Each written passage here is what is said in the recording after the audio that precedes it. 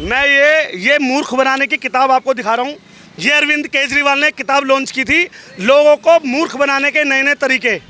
हमको मूर्ख बनाया और ये किताब अरविंद केजरीवाल ने हमें किताब दिखा के 11,000 रुपये लोगों से चंदा इकट्ठा करवाया। लीजिएगा 11,000 रुपये का चंदा है ये। यही नहीं, मेरे साथियों को, पूरी दिल्ली को इतने अच्छे तरीके से इसने पागल बनाया और हमें दिखाया गया कि तुम भगत सिंह हो, मैं सुखदेव हूँ और ये भाई राजगुरु। हमें अरविंद केजरीवाल भगत सिंह, सुखदेव और राजगुरु बोलता था, एक टाइम था। हम अपनी किस्मत को रो रहे हैं, अपनी किस्मत को, अपने नसीब को रो रहे हैं कि अरविंद केजरीवाल हमारी जिंदगी में क्यों आया। रखते होते तो इनके मंत्री जेल में मसाज नहीं कराते। संविधान को ना मानने वाला शख्स केजरीवाल, जो संवैधानिक संस्थाओं पे हमेशा सवाल उठाता है केजरीवाल, वो आज भाग गया। वो दूसरों को भगोड़ा कहने वाला केजरीवाल आज संविधान के सामने से भाग रहा है, आज कानूनी प्रक्रिया के सामने से भाग रहा है। ये केजरीवाल जी से हम कह रहे हैं जो शीश महल में हैं, एक आध पर्दा उठा के एक आध पर्दा बेच दो, वापस एक पर्दा कम लगा लो घर में। ये बेचारे मुस्तफाबाद के लोगों का जो चंदा था, मेहनत का पैसा था, मैडम ये तो वापस कर दें कम से कम। नमस्कार, स्वागत है आपका द न्यूज़ पर। मैं हूं आपके साथ शेरिन। कट्टर ईमानदारों की पार्टी और कट्टर ईमानदारों की सबसे ज़्यादा ईमानदार सरकार के अरविंद केजरीवाल को लेकर आज जगह जगह पर जो हैं वो काफ़ी ज़्यादा प्रदर्शन होते हुए नजर आ रहे हैं। और आज मैं खड़ी हूं करावल नगर में।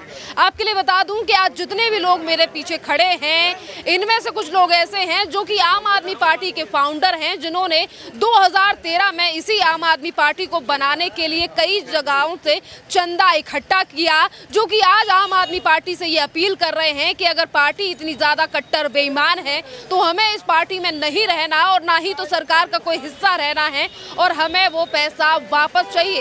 एक एक करके हम सभी से आपकी बातें कराएंगे और रूबरू कराएंगे कि जो अरविंद केजरीवाल अपनी पार्टी को कट्टर ईमानदार बताते हैं, उसका असली चेहरा आखिरकार है क्या। सर, क्या नाम है आपका? मैडम, मेरा नाम है यशपाल शर्मा और अभी आप खड़े हैं यहाँ पर मुस्तफाबाद विधानसभा दिल्ली के अंदर है। और बताइए क्या पूछना, बताइए मुझे। बताइए, आपके हाथ में जो पर्ची है, आप ये कह रहे हैं कि ये चंदा जो है वो आम आदमी पार्टी को बनाने मैं ये मूर्ख बनाने की किताब आपको दिखा रहा हूँ। ये अरविंद केजरीवाल ने किताब लॉन्च की थी, लोगों को मूर्ख बनाने के नए नए तरीके। स्वराज इसका नाम दिया गया था। कैसे दिल्ली की जनता को पागल बनाना है और कैसे हमको पागल बनाया, हमको मूर्ख बनाया। और ये किताब अरविंद केजरीवाल ने हमें किताब दिखा के 11,000 रुपये लोगों से चंदा इकट्ठा करवाया। मैं आपको दिखाना चाहता हूँ, एक बार आप कैमरे में देख लीजिएगा। 11,000 रुपये का चंदा है ये। ऐसी किताबें दिखाकर हमारा जो टाइम था ना मैडम, मेरी उम्र है अभी 39 ईयर और 2013 अन्ना आंदोलन के टाइम से हम लोग लगे हुए हैं साथ, फाउंडर मेंबर भी है मैडम हम, ठीक है। इस अरविंद केजरीवाल ने ये हमारी ज़िंदगी में आया, एक बहरूपी हमारी ज़िंदगी में आता है, आकर हमें पागल बनाता है। हम क्योंकि 20-21 साल में मेरी उम्र थी, वो उम्र हमारी होती है हम पढ़ लिख लें, हम कुछ कामयाब हो जाए, पैरों पे खड़े हो जाएं।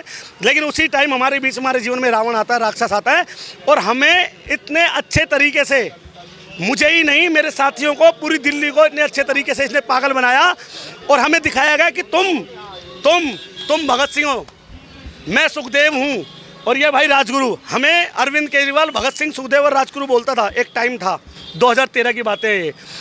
ऐसा सुखदेव बनाया, ऐसा भगत सिंह बनाया, ऐसा राजगुरु बनाया कि मैडम आज हम अपनी किस्मत को रो रहे हैं।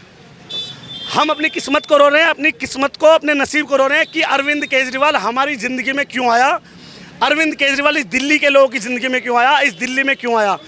मैडम, बहुत बड़ी बड़ी बातें, स्वराज की किताबें छापी, जन लोकपाल की किताबें छापी, हम आंदोलन करेंगे, अच्छा देश बनाऊंगा, अच्छा राष्ट्र बनाऊंगा, शिक्षा, फ्री शिक्षा दूंगा। फ्री शिक्षा की बात करते करते कभी अरविंद केजरीवाल फ्री में शराब देने लगा, पता ही नहीं चला। मैडम, आपने कहा कि अरविंद केजरीवाल के आप काफ़ी ज़्यादा करीबी थे, तो ऐसा क्या मंजर आया, ऐसा क्या मोड़ आया कि आप आम आदमी पार्टी छोड़ने के लिए और आज अपना जो चंदा जमा किया था पार्टी को बनाने के लिए वो वापस मांग रहे हैं? मैडम, ये सिर्फ मेरा चंदा नहीं है, ऐसी 500 पर्चियाँ मैंने और मेरे साथियों ने 11,000, 5,100, 2,100, 11 रुपये, 51 रुपये, 50 रुपये, गरीबों से, छोले कुलचे वाले से, रेहड़ी वालों से, पटरी वालों से 1-1 रुपया हमने इकट्ठा किया और इस अरविंद केजरीवाल, इस मूर्ख, इस लालची, इस तानाशाही अरविंद केजरीवाल को हमने इकट्ठा करके दिया कि ये एक ऐसी पार्टी बनाएगा, एक ऐसी सरकार बनाएगा जो गरीब के हित में होगी। लेकिन गरीब तो रहा नहीं इस पार्टी के अंदर। आम आदमी की आज स्थिति ऐसी है, मैं, मेरे साथी, मेरे मनोज भाई, हम लोग आज, हमारी ये स्थिति अरविंद केजरीवाल ने कर दी है कि हम लोग अपना जो कैरियर था, अपने जीवन का जो महत्वपूर्ण जो पार्ट था हमारे जीवन का, एक दशक हमने इस अरविंद केजरीवाल के पीछे बर्बाद कर दिया मैडम। और हम क्यों इस पार्टी के खिलाफ है ये मैं आपको बताता हूँ। ये बड़ी बड़ी बातें बताई गई थी, हमें सिखाया गया था कि जगह जगह जो है, मैं आपको दिखा दूँ मैडम, हमें बताया गया जन लोकपाल आएगा, भ्रष्टाचार मुक्त होगा, ठीक है, पंचायत राज आएगा, पंचायत राज चलाएंगे, मोहल्ला सभाएं होंगी, ठीक है जी, उसके बाद पूर्ण राज्य का दर्जा होगा, और जी स्वदेश की बात होगी, स्वदेशी बात तो होती नहीं है। खुद इनके मंत्री जो हैं वो मसाज करने कभी थाईलैंड जाते हैं, कभी वो लोग कभी सिंगापुर जाते हैं। इनको ये स्वदेश की बात करते करते कब इनको विदेशी चस्का लग गया हमें खुद नहीं पता चला।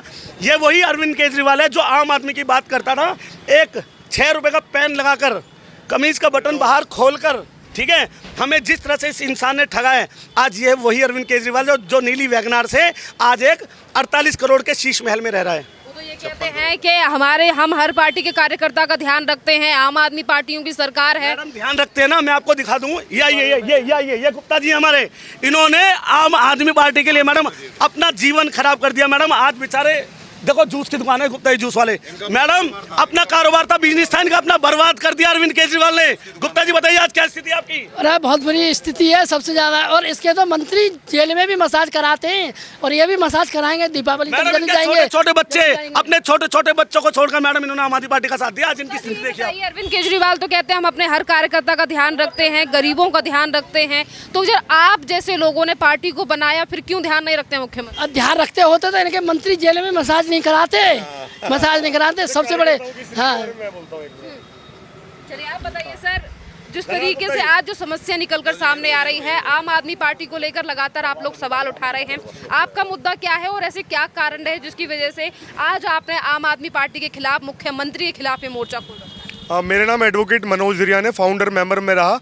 2013 में बवाना विधानसभा से इलेक्शन लड़ा, इनके दो मंत्रियों को मैं ओएसडी रहा, तो अंदर के कच्चे चिट्टे बहुत सारे हम लोग जानते हैं। आपने ये कहा ना कि भाई ऐसा क्या कारण रहा कि हम लोग आम आदमी पार्टी को छोड़ के बाहर आ गए और आज हम विरोध के स्वर उठा रहे हैं, तो उसका कारण ये रहा कि जो यशपाल भाई ने बताया कि जो स्वराज के मुद्दे थे, मैं बाय प्रोफेशन एडवोकेट था। 2011 में मेरी लॉ पास हुई।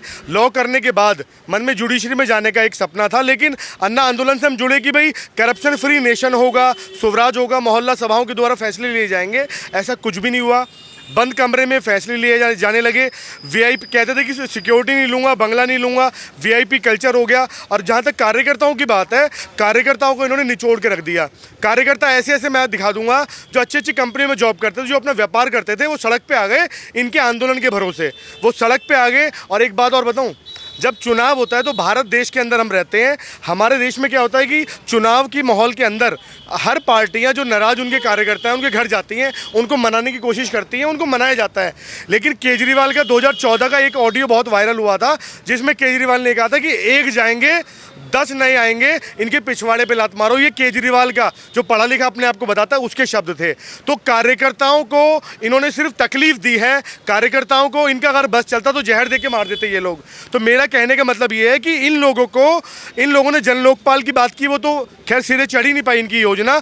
उसके अलावा जिन भी मुद्दों की इन्होंने बात करी, जिन भी नीतियों की इन्होंने बात करी, वो सारी नीतियाँ धराशायी हो गई, वो सारी नीतियाँ खत्म हो गई। और आज का जो मुद्दा है ना मैडम, कि आज विरोध की क्या बात है, ये विरोध हम आज से नहीं कर रहे। पहले हमने अंदर पार्टी के प्लेटफॉर्म पर रह के विरोध किया, वहाँ हमने आवाज़ उठाई, लेकिन जब हमारी आवाज़ नहीं सुनी गई, केजरीवाल से मिलने के लिए मैं गया था 2019 में, लोकसभा चुनाव से पहले। केजरीवाल ने बोला कि एक काम करो, मनीष सिसोदिया से मिल लो। सिसोदिया से मिलने पहुँचे, उसने कहा कि एक काम करो, गोपाल राय दिल्ली का अध्यक्ष है, उनसे मिल लो।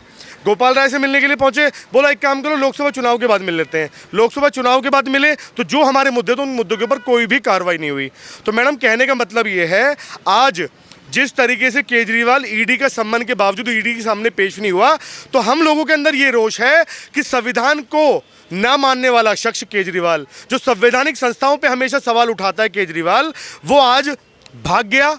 वो दूसरों को भगोड़ा कहने वाला केजरीवाल आज संविधान के सामने से भाग रहा है, आज कानूनी प्रक्रिया के सामने से भाग रहा है।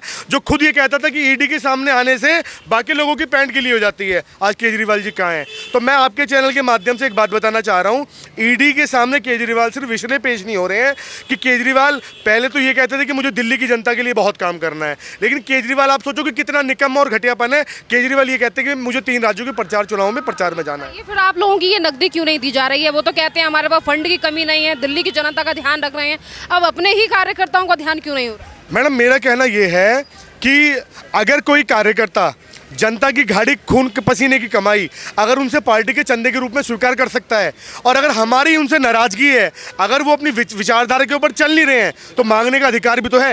ये लोग हमारे पास आ रहे हैं कि भैया 11-11 हज़ार रुपये दे रखे हैं, ये पैसे हमारे वापस दो। अब मैं अपने पास से नहीं दे सकता, ये अपने पास से नहीं दे सकते, तो केजरीवाल ये केजरीवाल जी से हम कह रहे हैं जो शीश महल में है, एक आध पर्दा उठा के एक आध पर्दा बेच दो वापस, एक पर्दा कम लगा लो घर में। ये बेचारे मुस्तफाबाद के लोगों का जो चंदा था, मेहनत का पैसा था, मैडम ये तो वापस कर दें कम से कम। हज़ारों करोड़ रुपए में जो ये मजे उड़ा रहे हैं, ये 300, 400 करोड़ का जो घपला कर रहे हैं, एक गरीब आदमी का पैसा तो वापस कर दें। मैडम लोग हमारे घर लगातार आ रहे हैं कल से, जब से पता चला है कि ईडी ने संबंध दिया है, और आज जो इसने नीचता की हरकत की है अरविंद केजरीवाल ने बिल्कुल वैसा ही किया जैसे एक कुख्यात अपराधी होता है ना मैडम, जो प्रोफेशनल जो होते हैं क्रिमिनल, वो क्या करते हैं, उनके पास एक ट्रिक होती है, जब पुलिस उनको अरेस्ट करने वाली होती है तो वो लोग भाग जाते हैं, फिर वो नए नए बहाने बनाते हैं कि तबीयत खराब है, रिश्तेदार के यहाँ गए हैं, शादी में गए हैं, ठीक है, ये सब ड्रामा। और अरविंद केजरीवाल भी ऐसे ड्रामा करने वाले हैं। अरविंद केजरीवाल ने भी बिल्कुल वैसे ही ड्रामा किया कि मैं पार्टी के प्रचार के लिए मध्य प्रदेश जा रहा हूँ, और मैं गारंटी देता हूँ वहाँ से आने के बाद अरविंद केजरीवाल की या तो तबीयत खराब होगी, या अरविंद केजरीवाल जी का पैर टूट गया होगा, या वो हॉस्पिटल में एडमिट होंगे।